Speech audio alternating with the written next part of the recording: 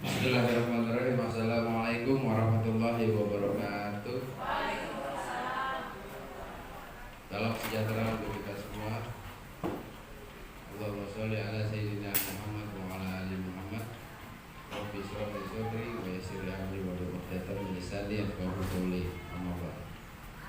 Bapak Ibu guru SDN Cilangkap 03 yang saya hormati, pada kesempatan kali ini mohon maaf menyita waktu luang Bapak Ibu untuk kegiatan presentasi saya sebagai kewajiban saya seorang CGP yang akan memaparkan bagian dari pengimbasan yang harus saya implementasikan dan saya sounding ke sivitas atau tempat saya mengajar. Dan ini ada kaitannya dengan bagaimana saya bisa mengimplementasikan ilmu yang saya dapat di CGP sehingga bisa berdampak kepada Bapak Ibu, minimal paham untuk apa itu kurikulum merdeka, apa itu gerakan guru penggerak. Tidak ada niat untuk menggurui, tetapi saya hanya ingin sharing dan berbagi kepada Bapak Ibu guru yang apa yang saya dapat dalam pendidikan selama 6 bulan ke depan. Bapak Ibu guru yang saya hormati, pada kesempatan kali ini ada paparan pengimbasan yang akan saya sampaikan. Di dalamnya ini ada kaitannya tentang kurikulum merdeka. Kurikulum merdeka seperti yang sudah kita pahami sebelumnya adalah kurikulum yang pada saat ini kita sudah mulai untuk mengimplementasikannya pada anak murid kita. Mungkin ada beberapa poin yang Bapak Ibu perlu pendalaman dan penjelasan. Nanti kita akan berbicara lebih mendalam lagi berkaitan dengan kurikulum merdeka. Bapak Ibu sekalian, dalam kurikulum merdeka ini ada sosok orang di balik perancangan kurikulum merdeka ini. Tempo hari saya pernah berbicara tentang background atau latar belakang kurikulum merdeka ini ada di Indonesia. Salah satunya adalah background pendidikan Bapak Menteri Nadiem Makarim, yang dimana beliau adalah backgroundnya dari Oxford University. Tempo hari saya masih ingat ketika saya memaparkan terkait kurikulum merdeka ini, bahwa Nadiem Makarim ini terinfluence atau terimbas atau terinspirasi dari produk pendidikan yang dilakukan oleh Oxford University. Yaitu apa? Bahwa semua mahasiswa yang ada di universitas tersebut dalam jangka waktu 2 tahun pertama itu diberi kebebasan untuk memilih dan berpindah-pindah tempat program studi, bagaimana mahasiswa tersebut dapat meyakini bahwa program studi itu adalah program studi yang memang passion dari mereka. Hasil di tahun kedua, mahasiswa tersebut menjadi orang yang expert di bidangnya ketika dia lulus, karena eksplorasi dan merdeka dia memilih ketika program studi selama 2 tahun awal itu. Nah, Bapak Ibu sekalian, ternyata Bapak Nadiem Makarim ini ketika berada di Indonesia mengerahkan tim untuk mengeksplorasi apa sih yang dimaksud dengan kemerdekaan itu atau freedom. Ternyata Bapak Ibu, yang unik adalah bahwa kurikulum Cambridge, kurikulum luar negeri itu menerapkan kebebasan atau kemerdekaan yang ada di Indonesia ini. Ternyata ada sosok orang di balik itu. yaitu Ki Hajar Dewantoro yang telah menerapkan kemerdekaan pada siswa-siswi yang ada di Indonesia. Mungkin impactnya itu pada abad ke-21. Makanya Ki Hajar Dewantoro ini memiliki filosofi ing ngarso sungkolodo, ing madyo mangunkarso, tuturi handayani, yang mungkin Bapak Ibu sekalian telah memahaminya. Kenapa filosofi KHD ini terkuak atau muncul dari sekian puluh tahun kita merdeka? Ternyata filosofi mengajar yang diterapkan KHD ini itu sudah mendunia. Salah satunya ini konsep pemikiran Ki Hajar Dewantoro. Menurut Ki Hajar Dewantoro, ketika mengajar itu bukan mengajar atau mendidik, tetapi menuntun siswa sesuai kodrat alam dan zamannya. Berarti ketika kita sebagai seorang guru bukan ada istilah mengajar, tetapi menuntun, karena potensi yang ada di diri siswa itu sudah ada sebelum dia ada di sekolah ini. Makanya di breakdown lagi, penerapan yang harus kita lakukan di sekolah adalah menebalkan garis bakat yang sudah ada. Siswa itu sudah mempunyai bakat yang ada di rumahnya masing-masing. Bakat itu bisa ada di kodrat alam dan zaman. Mungkin kita ambil contoh, ada siswa yang backgroundnya dari lingkungan pertanian, berarti kodrat alam siswa tersebut adalah berkaitan, mungkin nanti dia bisa bergerak di sektor agribisnis. Dia melihat pangsa pasar atau peluang yang ada di sekelilingnya, dan selama ini dia bergelut dengan kegiatan-kegiatan yang dia pernah lihat di alam sekitarnya, yaitu berkaitan dengan pertanian. Jadi bisa jadi siswa tersebut ketika kita menuntun sesuai dengan kodrat alamnya dan kita menebalkan garis bakat yang sudah ada, mudah-mudahan siswa tersebut adalah seorang agronom atau mungkin bisnismen di bidang pertanian.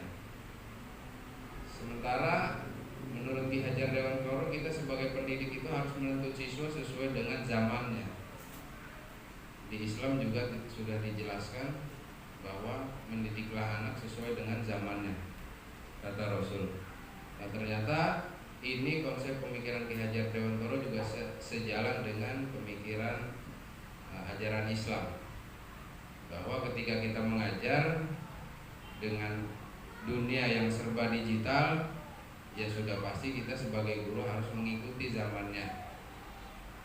Ini yang telah dipaparkan oleh Ki Hajar Dewantoro berdasarkan konsep pemikiran beliau pada saat itu, pada zaman kolonial Belanda. Nah, terakhir konsep pemikirannya adalah menghamba pada siswa. Menghamba pada siswa ini emang agak sedikit ekstrim Bapak Ibu, karena kalau kita penafsirannya terlalu letterlek, maka siswa itu adalah sebagai raja dan kita sebagai pembantunya dan pelayannya. Tetapi kalau kita lihat atau kita artikan secara bijak, kata-kata Ki Hajar Dewantoro ini menghamba pada siswa artinya pendidikan yang berpihak pada murid atau pendidikan yang berpihak pada siswa. Jadi segala bentuk kegiatan kita mengajar, kegiatan belajar mengajar, kita dedikasikan, kita orientasikan pada pencapaian tujuan pembelajaran, yaitu peningkatan kompetensi siswa. Jadi itu kalau kita melihatnya lebih komprehensif. Nah Bapak Ibu, tadi dalam pendidikan kurikulum merdeka sudah pasti yang sudah kita ketahui ada profil Pancasila, yaitu penanaman karakter dengan 6 elemen yang sudah kita ketahui bersama. Salah satunya yaitu kebinekaan global, gotong royong, kreatif, bernalar kritis, mandiri, dan beriman kepada Tuhan yang Maha Esa. Nah Bapak Ibu sekalian, untuk kurikulum merdeka ini sering kita dengar, yaitu kaitannya dengan pembelajaran berdiferensiasi. Kalau berdiferensiasi berarti ada kata dasar difference. Difference itu adalah perbedaan. Jadi sesuai dengan konteks konsep pemikiran dari Ki Hajar Dewantara bahwa kita itu dituntut untuk menuntun dan menebalkan garis bakat yang sudah ada pada siswa, karena siswa itu sudah pasti bakat dan kemampuannya itu berbeda-beda. Maka alangkah eloknya kita sebagai pendidik membreakdown cara mengajar kita, yaitu berdifference atau berdiferensiasi, bahwa penerapan pengimplementasian kurikulum dan pembelajaran itu sebaiknya tidak disamaratakan. Itu yang dimaksud dengan berdiferensiasi. Ada siswa yang karakternya visual, ada siswa yang karakternya auditory, yang suka mendengar, ada siswa yang harus letterlock dengan catatan dan tulisan, ada siswa yang harus melakukan gerakan atau mempraktekkan supaya dia paham. Dan cara penginputan nilai atau tugas itu juga beraneka ragam. Yang namanya difference sudah pasti bahan baku atau basic kemampuan siswa itu berbeda-beda. Ada yang sesuai dengan penglihatan, ada yang pendengaran, ada yang dengan catatan dan gerakan. Ya sudah pasti cara pengumpulan tugasnya juga berbeda. Ada yang dengan musik, ada yang dengan lagu, ada yang dengan puisi kalau memang dia kemampuan verbalnya bagus, ada yang mungkin dengan hastakarya, ada yang mungkin dengan catatan, karena memang background atau kemampuan peserta didik itu berbeda-beda. Nah, Bapak Ibu sekalian,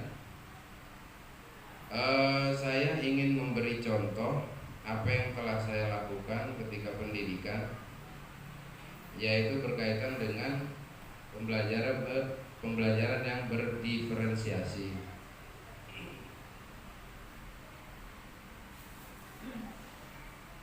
Saya memberi contoh diri saya sendiri.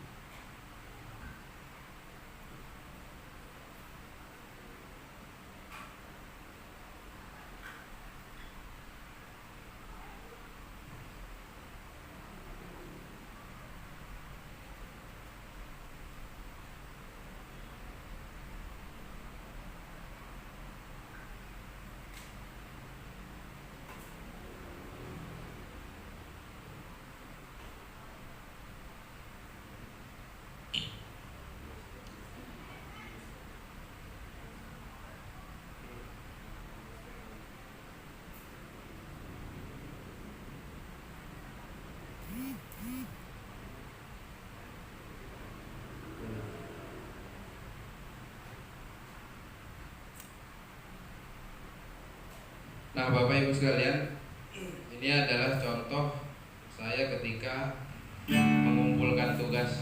Pada minggu lalu ku belajar filosofi dengan Bapak Ridwan dan dibimbing Bawah Yudi. Ku belajar tentang filosofinya KHD, dan akhirnya ku dapat cara mengajar baru. Menuntun siswa sesuai kodrat alamnya, menebalkan garis bakat yang sudah ada, menuntun siswa sesuai kodrat zamannya, menebalkan garis bakat yang sudah ada. Itu Bapak Ibu sekalian yang upaya saya untuk menerapkan pembelajaran berdiferensiasi dengan cara pengumpulan tugas yang berbeda-beda. Karena saya backgroundnya mungkin sedikit ada musik, maka ini adalah tugas saya merangkum filosofi Ki Hajar Dewantara. Kalau yang lain ada dengan infografis, ada dengan cerpen, ada dengan ada dengan puisi, ada dengan lagu. Nah, saya mengaransemen lagu pada hari Minggu dengan isi yang ada kaitannya dengan materi filosofi Ki Hajar Dewantara. Nah, Bapak Ibu sekalian, pada kesempatan kali ini kira-kira saya mau ngajak nyanyi nih. tapi kita ganti liriknya sedikit. Pada hari ini ku belajar filosofi dengan guru-guru dan baik hati. Ku belajar filosofinya KHD, dan akhirnya ku dapat cara mengajar baru. Menuntun siswa sesuai kodrat alamnya, menebalkan garis bakat yang sudah ada, menuntun siswa sesuai kodrat zamannya, menebalkan garis bakat yang sudah ada. Bisa ya Bapak Ibu ya?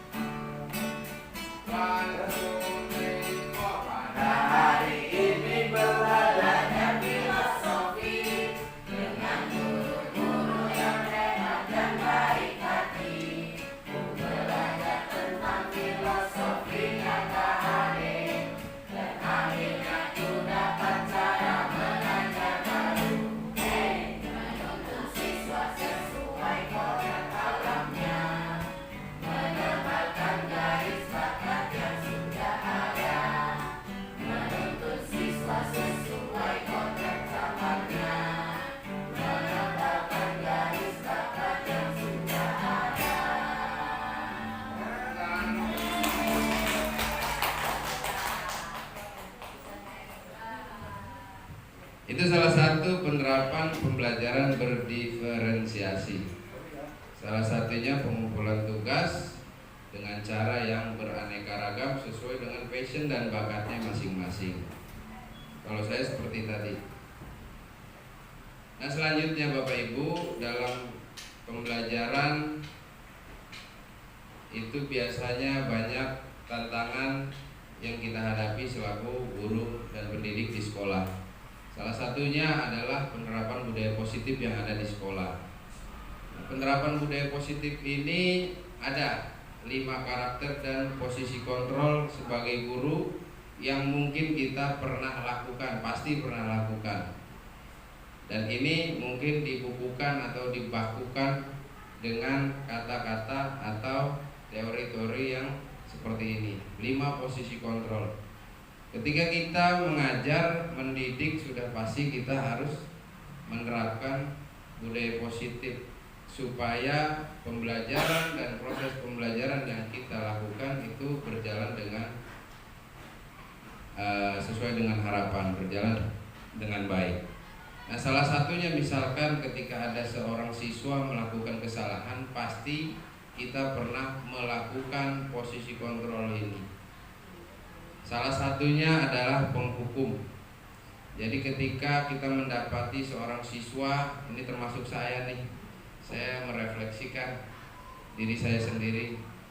Ketika ada siswa melakukan pelanggaran disiplin atau melanggar budaya positif yang ada di sekolah, kita berada atau menjadi sosok yang penghukum. Ketika anak salah, sudah pasti konsekuensinya adalah hukuman. Nah, Bapak Ibu sekalian, sekaligus saya merefleksikan diri saya sendiri. Saya punya cerita berkaitan dengan posisi saya sebagai penghukum. Dan memang itu kenyataan. Tahun 2010, saya ngajar tahun 2009, tepatnya di SDN Pinang Ranti 01. Waktu itu posisi saya masih kuliah, dan posisi saya itu menggantikan almarhum Pak Joko yang ketika itu dia sedang melakukan pendidikan penyetaraan waktu zaman SBY.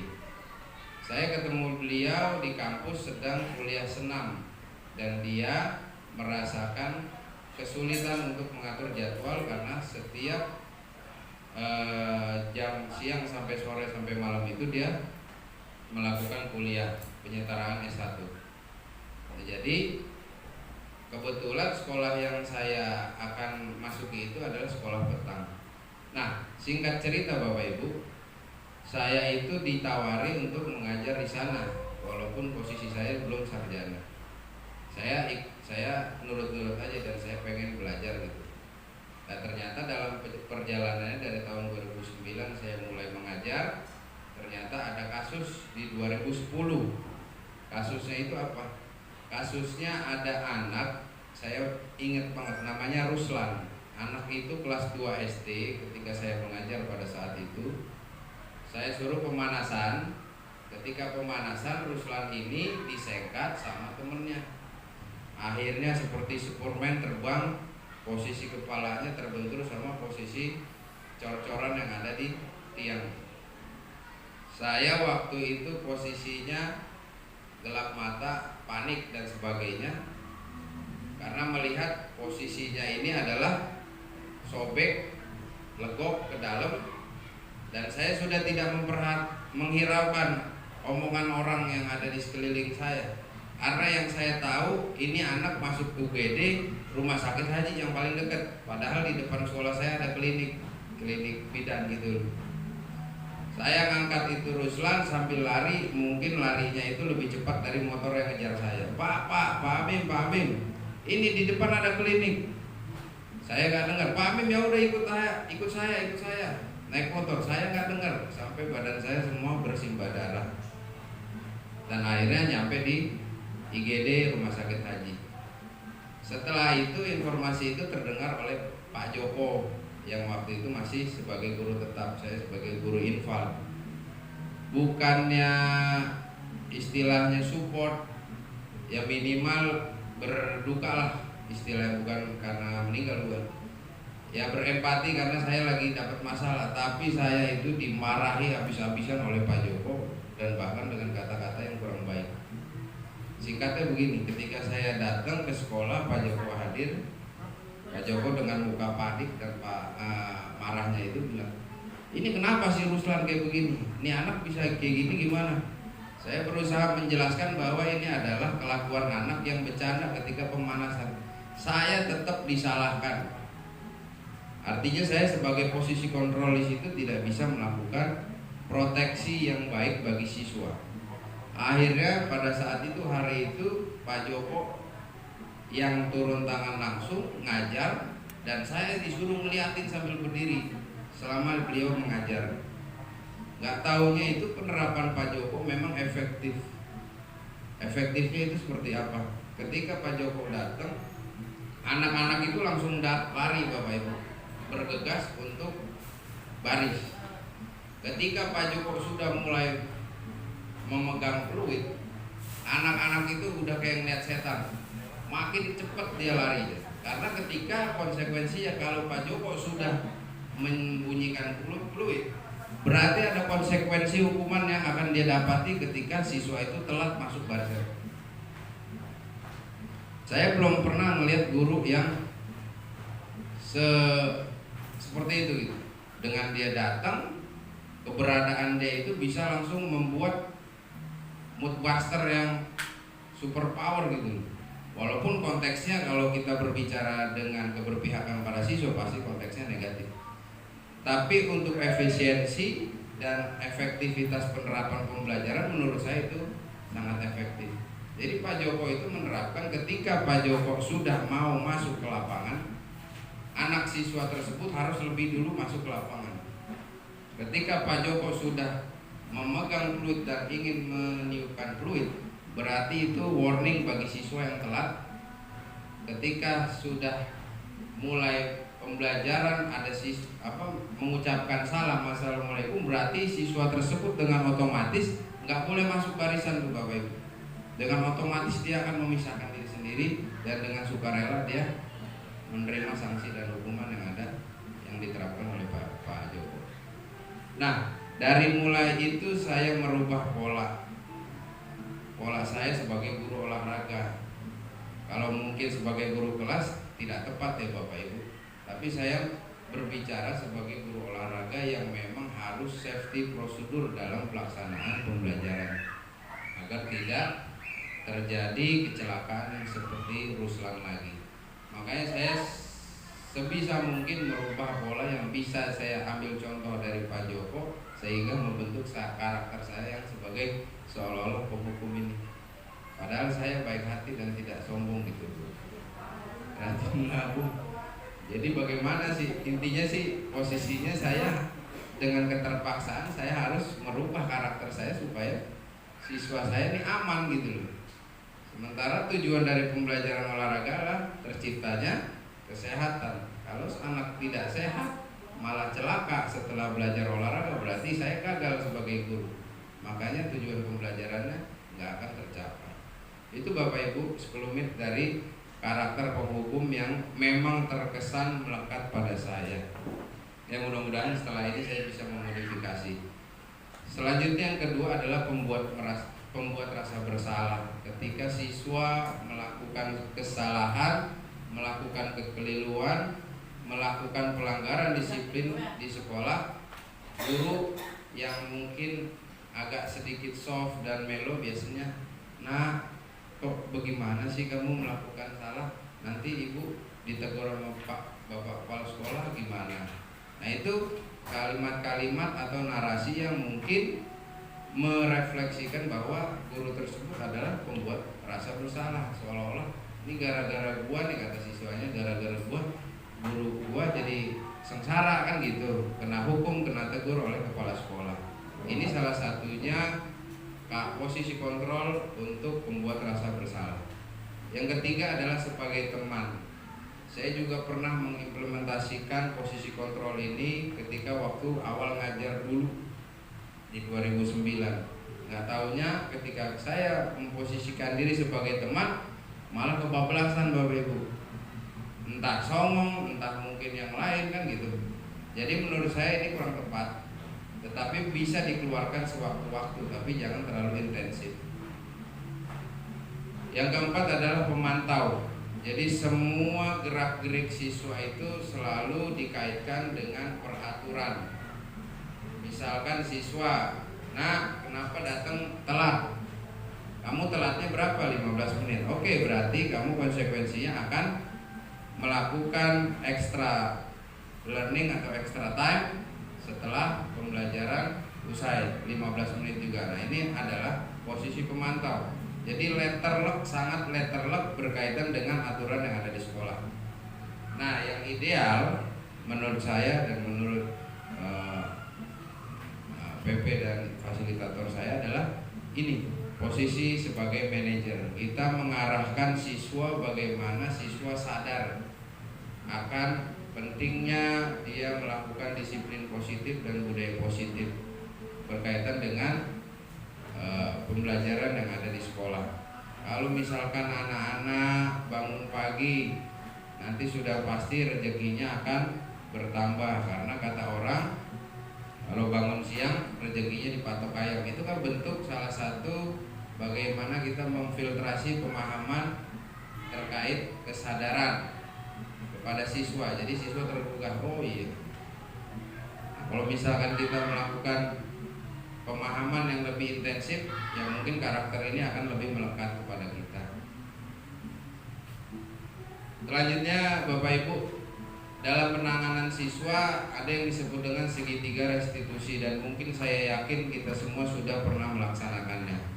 Segitiga restitusi itu adalah tahapan-tahapan ketika kita mempertanyakan masalah yang dihadapi siswa. Salah satu yang pertama adalah menstabilkan identitas. Jadi di dalam narasi itu kita menanyakan, setiap orang itu pasti pernah melakukan kesalahan. Kita jangan menghakimi dulu, kita tahu bahwa kita juga manusia pernah melakukan kesalahan, sehingga dia tergugah dengan pernyataan kita. Selanjutnya validasi kebutuhan. kamu tentu punya alasan. Berarti ketika dia melakukan sesuatu itu punya alasan. Kita tak gali dulu alasan apa yang mendasari mereka melakukan tindak kesalahan itu. Jadi bukan berarti nggak punya alasan, pasti punya alasan. Walaupun itu adalah alasannya karakter yang sudah dibangun dari keluarga. Berarti itu adalah alasan terkuat bagaimana guru bisa merubah disiplin positif atau sikap yang sudah tertanam selama dia ada di rumah dan terimplikasi di sekolah. Yang terakhir adalah menanyakan keyakinan. Setelah dia sadar, alasannya sudah jelas, kita tanya keyakinan, apakah misalkan saudara ini, apakah Ananda ini melakukan ini melanggar keyakinan kelas atau tidak, melanggar disiplin positif atau tidak, melanggar peraturan sekolah atau tidak, merugikan orang lain atau tidak. Sehingga dari rangkaian segitiga restitusi ini, dia konklusinya terakhir adalah mengambil kesimpulan bahwa iya Pak, saya melakukan kesalahan dan saya akan memperbaikinya. Karena dari rangkaian yang sudah kita eksplorasi dan kita refleksikan kepada siswa ini akan tergugah bagaimana caranya dia sadar akan kesalahannya dan berusaha memperbaiki kesalahannya. Nah, Bapak Ibu, salah satu penerapan segitiga restitusi yang saya sebagai contoh ini ya, Bapak Ibu, bukan beneran ini. Ini sebagai contoh, saya ngambil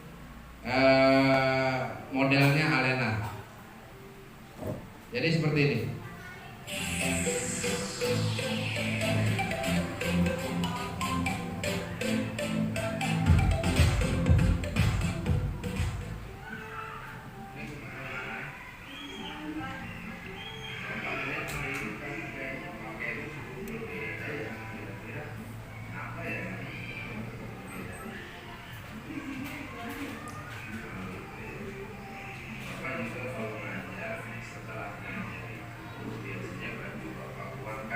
Ini masalah baju dikeluarkan. Tetapi kira-kira nih, kalau misalkan Bapak sedang mengajar, tapi kondisinya itu baju Bapak dikeluarkan, menurutmu seperti apa? Kurang menarik dan tidak sopan, apalagi Bapak sebagai contoh murid. Berarti Bapak kalau misalkan sedang mengajar dengan posisi baju dikeluarkan, Bapak itu menjadi contoh yang kurang baik ya. Nah setelah itu, kalau misalkan seperti itu, Bapak nanya sama kamu, kira-kira ini melanggar keyakinan kelas atau tidak perbuatan yang ini? Melanggar. Terus bagaimana caranya kamu memperbaiki kesalahan?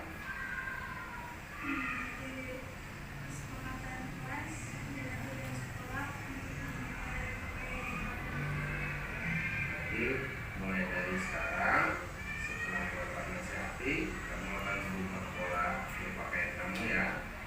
Akan memasukkan pakaian supaya lebih rapi, lebih menarik dan menjadi jodoh bagi adik-adik kelasmu nanti.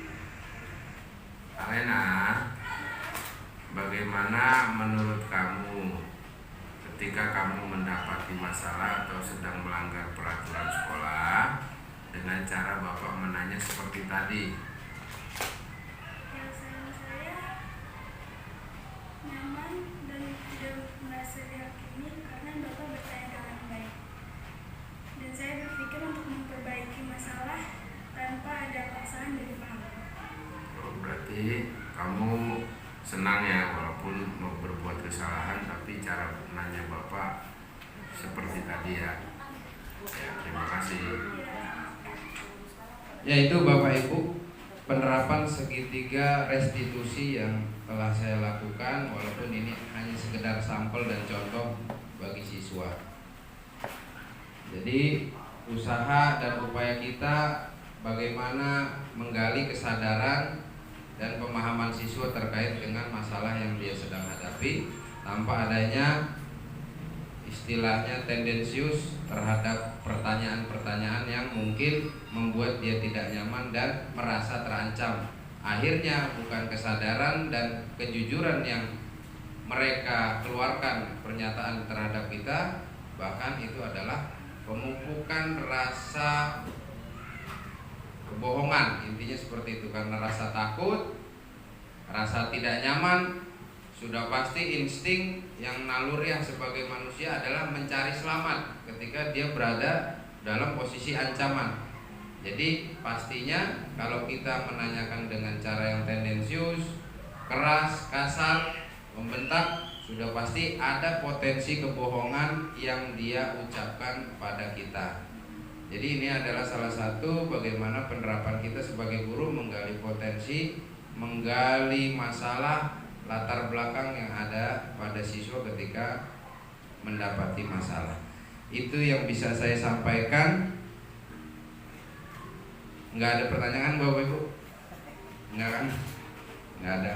Mudah-mudahan apa yang saya sampaikan ada manfaatnya. Kurang lebihnya mohon maaf. Billahi taufiq wal hidayah. Wassalamualaikum warahmatullahi wabarakatuh. Waalaikumsalam warahmatullahi wabarakatuh. Terima kasih.